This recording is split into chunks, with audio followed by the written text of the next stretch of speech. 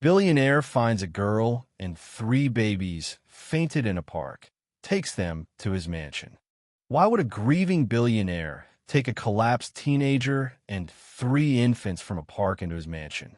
Ethan Carter's compassion soon leads to a shocking discovery connecting the girl's mother to his own tragic past.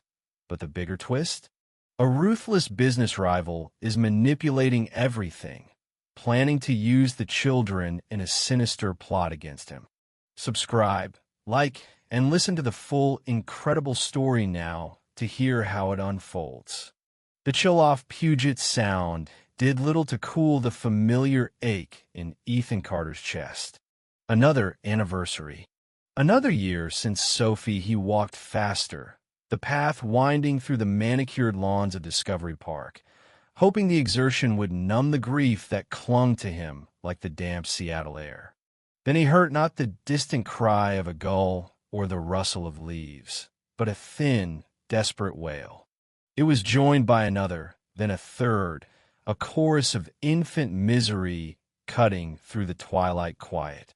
He stopped, listening intently, his own sorrow momentarily forgotten. The sound pulled him off the paved path, towards a secluded bench beneath a canopy of sprawling madrona trees. What he saw stopped his breath.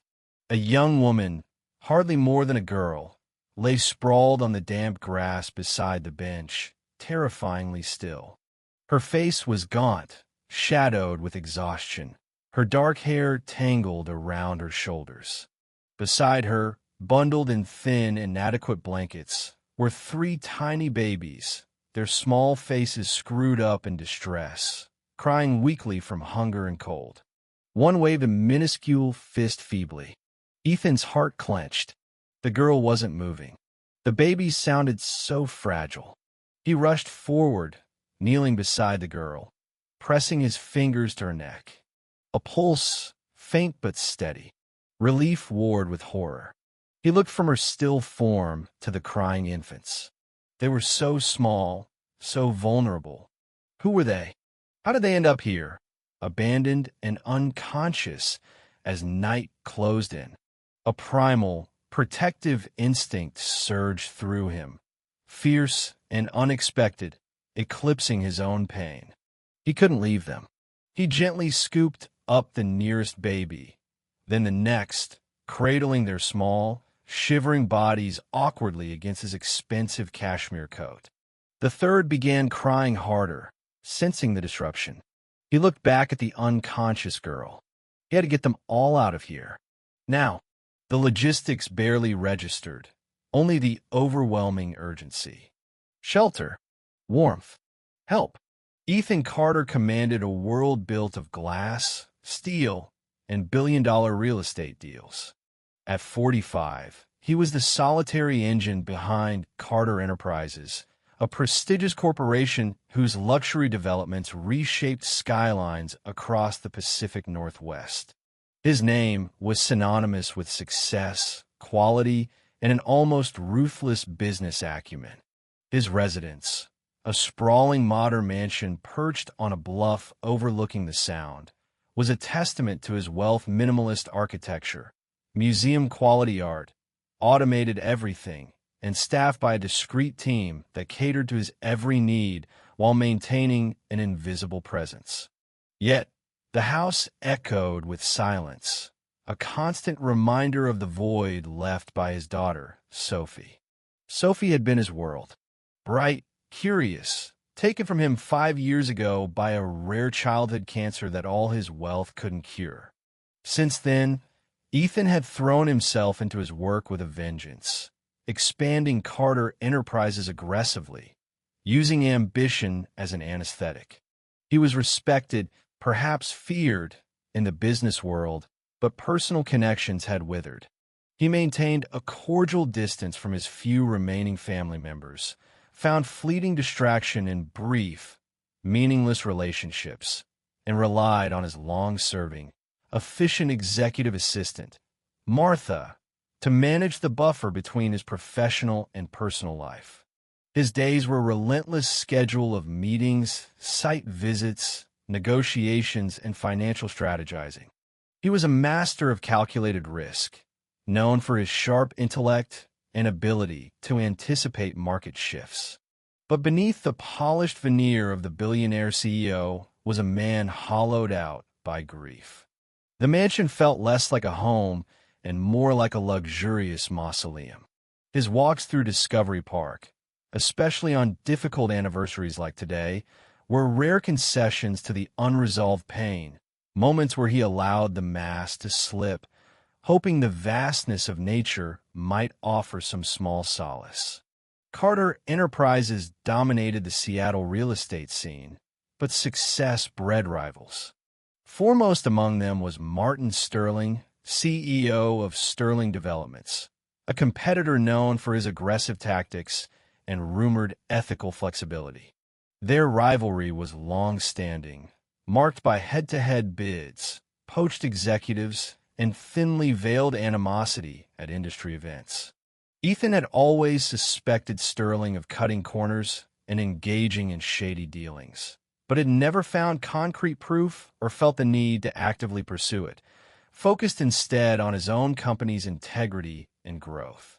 Ethan possessed immense resources, financial power, legal teams, security consultants, a network of influential contacts.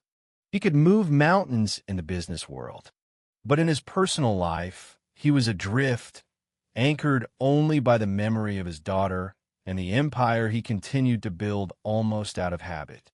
He craved purpose beyond profit, a reason to engage with the world beyond boardrooms and balance sheets, but hadn't known where to find it. He existed in a state of suspended animation, rich, powerful, and profoundly alone, until the cries of 3 abandoned infants and the sight of an unconscious girl under a darkening Seattle sky shattered his carefully controlled solitude. Getting them back to the mansion was a blur of frantic action. Ethan bundled the 3 infants securely in the back of a sedan, their cries slowly quieting in the warmth of the car. He carefully lifted the unconscious girl into the passenger seat, her head lolling against the headrest. He drove faster than usual, his mind racing, barking orders into his phone first to his head housekeeper, Mrs. Davies, instructing her to prepare warm rooms, blankets, and call his private physician, Dr. Ramirez, immediately. Then to Martha, his assistant, telling her to cancel his morning appointments and discreetly source emergency baby supplies, formula, diapers, bottles, everything. Back in the sterile grandeur of his mansion, chaos reigned. Mrs. Davies, unflappable in most crises, looked momentarily stunned but quickly took charge of the infants, clucking soothingly as she and another staff member whisked them away to a guest wing, improvising warm beds. Dr. Ramirez arrived within minutes, his calm professionalism a welcome anchor. He examined the girl first, who Ethan had settled on a large sofa near the fireplace. Severe dehydration, exhaustion, malnutrition, Ramirez reported quietly after his initial assessment. No obvious major injuries, but she needs fluids and rest. Likely fainted from depletion. He started in 4 drip, his movements efficient. He then checked the baby small for their estimated age, perhaps 6 to 10 months, he guessed, underweight, but responsive. They need immediate nutrition and monitoring, but they seem fundamentally okay, considering. As Dr. Ramirez worked, Ethan felt a maelstrom of emotions, relief that they were alive, anger at whoever had abandoned them, and an overwhelming sense of responsibility. When the girl finally stirred hours later, her eyes fluttered open, fixing on Ethan with raw fear. She tried to sit up, looking around wildly. The babies? Where are my sisters? My brother? They're safe, Ethan said gently, kneeling beside the sofa. They're warm. They're being fed. You're safe too. You're my home. Tears welled in the girl's eyes. Please, don't send us away. Don't call the police. We have nowhere else. She choked back a sob. I'm Lily. Those are my siblings Emma, Noah, and Mia. Over the next hour, sipping warm tea Ethan provided, Lily haltingly told her story. Her mother, Sarah Miller, had died suddenly from a presumed heart attack about 3 months ago. They'd been struggling even before that. Her father had left years ago, and Sarah worked multiple low-wage jobs, falling into debt with what Lily called a very demanding loan company. After Sarah died, the eviction notice came quickly. With no relatives willing or able to help, Lily, only 16 herself, had been trying to care for the 3 infants, moving between temporary shelters that wouldn't take them all, and finally, the streets. She'd panhandled, scavenged, done anything to feed them, until finally, her body gave out in the park. The name Sarah Miller snagged Ethan's attention. It resonated with a specific, powerful memory. Your mother, Sarah Miller, he repeated slowly. Did she ever mention saving a little girl from an accident? Years ago. Lily looked surprised. Yes, she talked about it sometimes. A little girl who ran into the street. Mom pulled her back just in time. She said the girl's father was wealthy, very grateful, but Mom never wanted anything from him. She said helping was the right thing to do. Ethan felt the breath leave his body. He remembered that day with painful clarity. Sophie, darting impulsively after a ball, the screech of tires, the young woman lunging, pulling Sophie back fractions of a second before impact. He'd been frantic, thanking her profusely, offering rewards she gently refused. He'd only gotten her name Sarah Miller. He'd searched for her later, wanting to express his gratitude properly, but she'd vanished. And now, her children, orphaned and destitute, were here in his house. Fate, cruel and kind, had brought them to him. His immediate reaction was fierce, unwavering resolve. These weren't just abandoned children. They were the legacy of the woman who saved his own daughter. He wouldn't let them fall through the cracks. His initial goal became absolute: provide sanctuary, ensure their health and safety, and protect them from a system and whatever dangers had led them here. He looked at Lily's determined, tear-streaked face. You're not going anywhere, he said, his voice thick with emotion. You're home now. The immediate challenge was transforming a wing of the minimalist mansion into a functional, albeit temporary, home for a teenager and 3 infants. Ethan, accustomed to directing corporate takeovers, found himself surprisingly engaged in choosing cribs, sourcing baby monitors, and ensuring a steady supply of diapers and formula, tasks largely executed by Mrs. Davies and Martha, but overseen with his intense focus. He hired 2 experienced, discreet nannies recommended by Dr. Ramirez to provide round-the-clock care for Emma, Noah, and Mia, freeing Lily to rest and recover, and allowing Ethan to manage the inevitable external complications. Dr. Ramirez, ethically bound, had to file a report about finding unattended minors, triggering the involvement of Child Protective Services, CPS. A caseworker, MS. Evans, arrived within 2 days.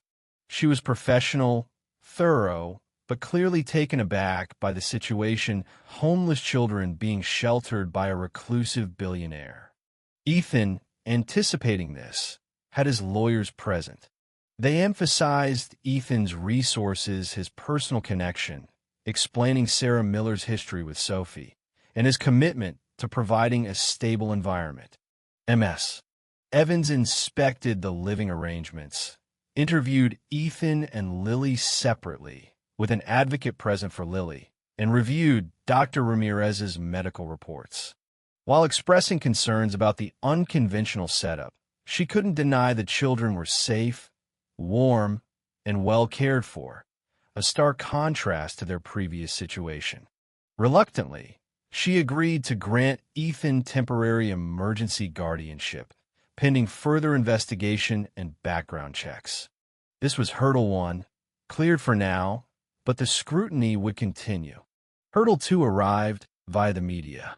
Despite Ethan's efforts at discretion, whispers leaked out, perhaps from hospital staff aware of Dr. Ramirez's visit, or neighbors noticing the sudden influx of baby supplies. A local gossip blog ran a sensationalized item. Reclusive billionaire Ethan Carter's mystery nursery has magnate adopted secret family? It caused a minor stir, forcing Ethan's PR team to issue a carefully worded statement about providing temporary shelter to a family in need, appealing for privacy. While it generated some positive publicity, it also put Ethan's actions under a brighter, potentially unwanted spotlight. Amidst the logistical and bureaucratic chaos, Ethan began to connect with the children. He found himself drawn to the nursery, watching the infants sleep or tentatively trying to bottle feed Noah under a nanny's guidance. He started talking with Lily, not just about her immediate needs, but about her mother, her life before the tragedy, her dreams. Lily was intelligent, observant, and possessed a quiet resilience that reminded him painfully of Sophie. She spoke more about the debt her mother carried, the constant worry, and a vaguely threatening man associated with a loan company who sometimes came by a man she knew only as Richard. She described him as persistent, unpleasant, making her mother anxious. Ethan listened, filing the details away. He felt a growing certainty that Sarah Miller's death might not have been just a random tragedy exacerbated by poverty. The predatory loan, the suddenness of her death, Lily's description of Richard, it felt suspicious. He asked Lily if she remembered the name of the loan company. She didn't, but she recalled her mother keeping meticulous, almost paranoid, records of payments and any interactions related to the debt in a specific ledger book. Mom always said, "Write everything down, Lily. Sometimes paper is the only witness you have." Lily believed the ledger might still be among the few belongings she'd managed to keep in a backpack she'd hidden before collapsing in the park. Ethan immediately sent one of his trusted security personnel to retrieve the backpack from the park's lost and found, where Lily thought it might have ended up. Inside, beneath worn clothes and baby items, was a simple spiral notebook, Sarah Miller's ledger. It detailed small payments made, dates of calls, and notes about visits from Richard, including license plate numbers and snippets of overheard conversations hinting at immense pressure and threats related to the escalating debt. It wasn't proof of foul play, but it was a starting point, a breadcrumb trail leading towards the shadowy figures who had plagued Sarah Miller's final months. Ethan's protective instincts sharpened into suspicion. His goal wasn't just shelter anymore. It was uncovering the truth behind Sarah's death and the debt that led her children here. Life in the mansion settled into a strange new rhythm, the infant schedule dictating the household's tempo. Lily slowly regaining strength and beginning to trust Ethan, the ever-present awareness of CPS scrutiny and potential media attention. Ethan found himself delegating more at Carter Enterprises, spending hours simply observing the children or talking with Lily, feeling a thawing in the icy grief that had gripped him for years. Then, Richard surfaced. He didn't appear dramatically at the gates, but contacted Ethan's legal team through a low-rent lawyer, claiming to be Lily's maternal uncle, Richard Peterson. He presented himself as the concerned relative, recently located, shocked to hear of Sarah's death and the children's plight, and ready to assume custody. He even produced copies of documents, a birth certificate suggesting a familial link, later suspected to be forged or belonging to a different Richard Peterson, and letters supposedly showing his concern for Sarah, likely fabricated.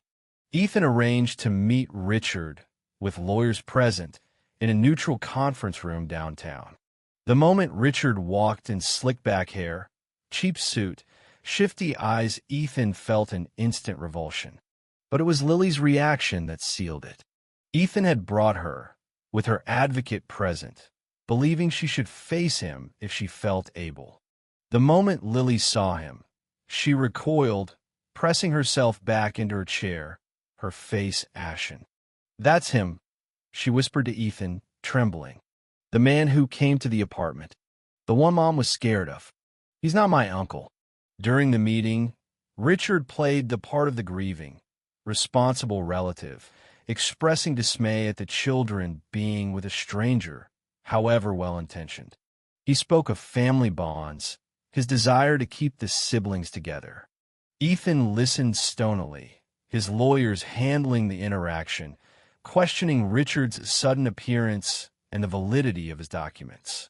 After the tense meeting, back in the safety of the mansion, Lily was distraught but resolute. "He works for the man Mom owed money to," she insisted. "I heard him on the phone with his boss once, talking about the debt, saying Mom wasn't paying fast enough, that the boss needed his money back soon."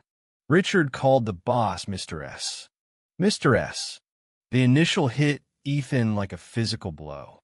Sterling. Martin Sterling. His rival. Could it be? It seemed almost too conspiratorial, yet clicked with the predatory nature of the loan Lily described.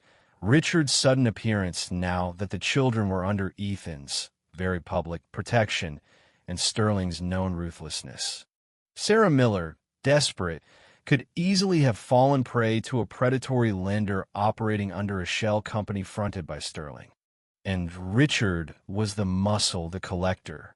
Ethan immediately tasked his PIs with digging into Richard Peterson and any possible connection to Martin Sterling or known predatory lending operations.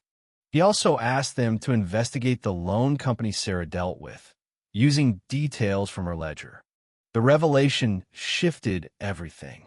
This wasn't just a tragic case of poverty and circumstance, nor just about honoring the memory of his daughter's savior.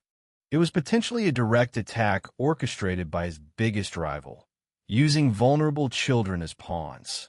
Martin likely saw an opportunity, discredit Ethan by painting him as unstable or improperly influencing the children, or perhaps gain leverage by controlling Sarah's debt and thus her children.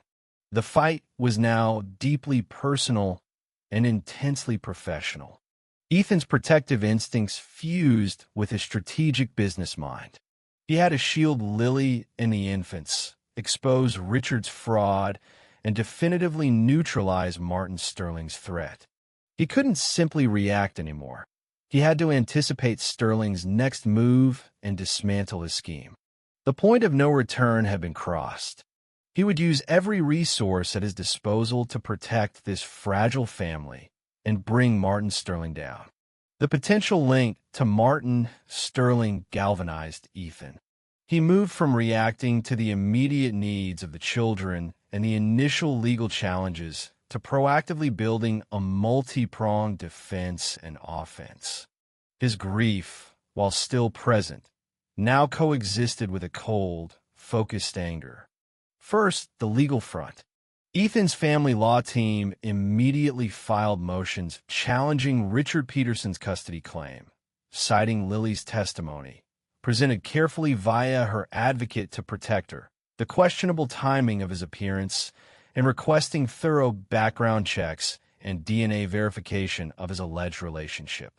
Simultaneously, they began compiling the extensive documentation required for Ethan to petition for permanent guardianship and eventual adoption, working closely with MS.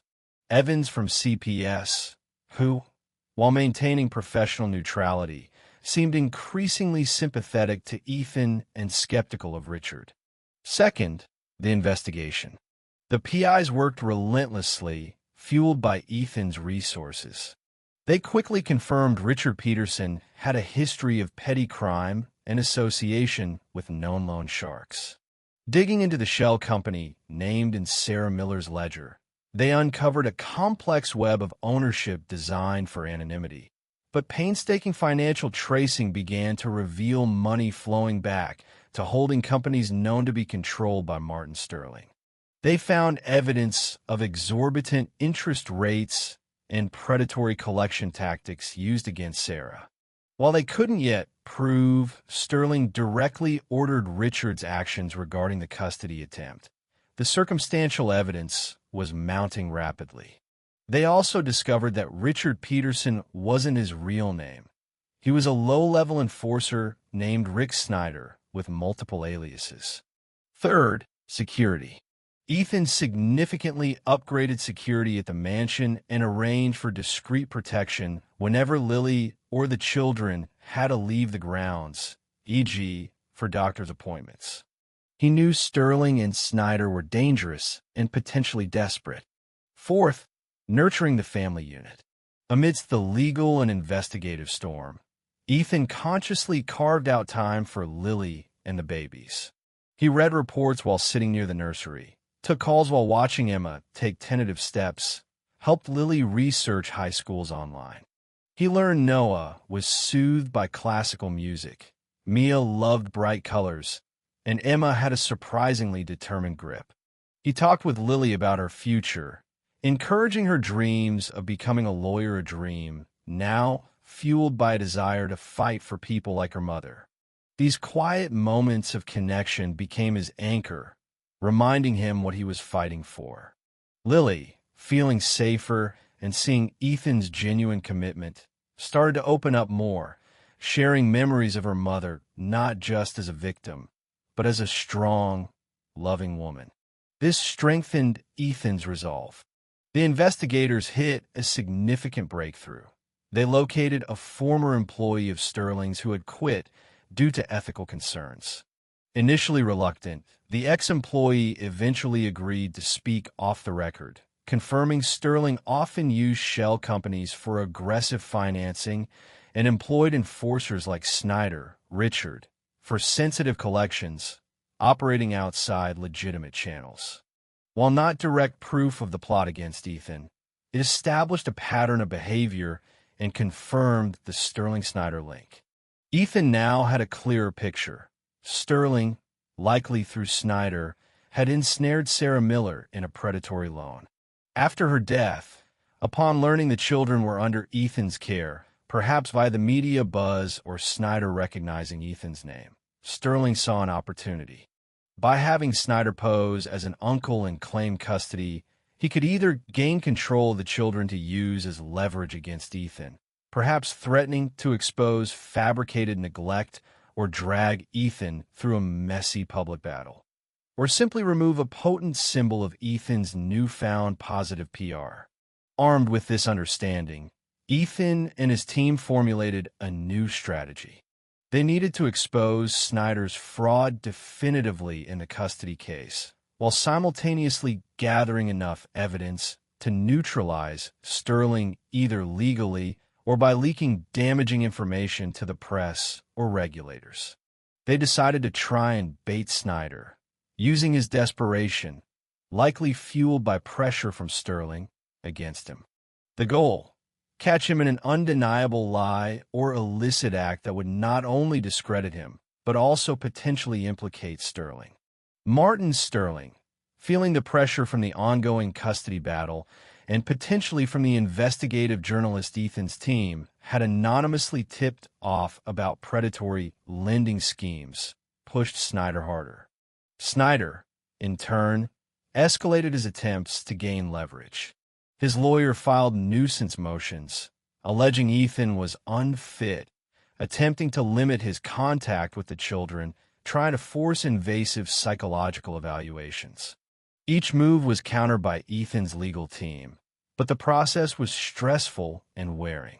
Snyder then tried more direct intimidation. Anonymous calls breathing threats came into the mansion's main line. A car matching the description of one linked to Snyder was spotted lingering near the property multiple times. On one occasion, Snyder himself attempted to approach Lily directly during a supervised outing to a nearby park, backing off only when Ethan's discreet security detail intervened. These incidents, while frightening, were meticulously documented by Ethan's team and added to the evidence against Snyder's suitability as a guardian. Ethan felt the immense strain. The legal fees were inconsequential, but the constant vigilance, the fear for the children's safety, the public scrutiny, and the sheer ugliness of the fight took a toll. He spent sleepless nights reviewing security logs and legal documents, the lines of grief on his face deepening with lines of stress. There were moments he questioned if he was strong enough, if bringing the children into his high-profile world had inadvertently put them in greater danger. Could he truly shield them from someone as ruthless as Sterling? His dark night of the soul arrived during a particularly nasty legal filing by Snyder's lawyer, filled with baseless accusations about Ethan's mental state following Sophie's death, clearly designed to wound and provoke. Ethan felt a surge of rage, followed by profound weariness. He retreated to his study, staring at a photo of Sophie, feeling the weight of potential failure. Could he lose? Could the system, manipulated by Sterling's money and influence, actually award custody to Snyder? Lily found him there, seeing the despair he tried to hide. She didn't offer platitudes. Instead, she pulled out her mother's ledger. "Mom wrote down everything," she said, her voice quiet but firm. Even when she was scared, she said knowing the truth, writing it down, gave her strength. She turned to a specific page. "Look, after one of Richard's, Snyder's, worst visits, Mom wrote down the address of a storage unit he mentioned, something about keeping Mr. S.'s paperwork safe there. It was a long shot, but it was something concrete." Ethan immediately relayed the information to his PIs. They put surveillance on the storage facility address Lily provided. It was registered to another shell company linked, albeit tenuously, to Sterling's network. This could be where Snyder kept records, potentially incriminating ones connecting him directly to Sterling's orders. The final custody hearing was scheduled. Ethan's team prepared relentlessly, compiling the evidence of Snyder's true identity, his criminal past, his fraudulent claims, the predatory loan connection, the intimidation attempts, and Lily's consistent testimony. They also prepared Ethan for the possibility of taking the stand himself. Simultaneously, the PIs watched the storage unit, waiting for Snyder to make a mistake. The day before the hearing, Snyder visited the storage unit. Surveillance caught him removing several boxes and loading them into his car. The PIs alerted Ethan and, through his lawyer, the police, who had been kept apprised of the investigation's progress. Based on the accumulated evidence suggesting conspiracy and potential obstruction of justice, the police obtained an expedited warrant. They were ready to make their move. The stage was set for the final confrontation, both in the courtroom and potentially on the streets. Ethan felt a renewed sense of resolve, fueled by Lily's courage and the chance to finally corner his enemies. The climax unfolded on two simultaneous fronts. In the sterile environment of family court, Ethan's lawyers systematically dismantled Rick Snyder's custody claim. He presented evidence of Snyder's real identity and criminal record, exposed the forged documents, and submitted affidavits detailing the intimidation tactics. Lily's advocate presented her clear, unwavering account of Snyder's threats toward her mother and his admission of working for Mr. S. Snyder, under sharp cross-examination, crumbled, contradicting himself, his facade of the concerned relative dissolving into nervous lies. The judge's expression grew increasingly grim. At the same time, acting on the warrant and surveillance intel, Seattle police detectives intercepted Rick Snyder as he attempted to move the boxes from the storage unit. Confronted, Snyder panicked. Inside the boxes, investigators found not just records related to Sarah Miller's predatory loan, but notebooks and files detailing Snyder's work as an enforcer for various shell companies, including ledgers explicitly linking payments and directives back to Martin Sterling's primary holding company. Most damningly, they found draft agreements and communications outlining the plan to gain custody of the Miller children to apply pressure on Ethan Carter regarding an upcoming zoning battle for a key waterfront property Sterling coveted. The conspiracy was laid bare. Snyder, facing overwhelming evidence and the collapse of his custody bid in court, quickly agreed to cooperate, implicating Martin Sterling directly in exchange for potential leniency.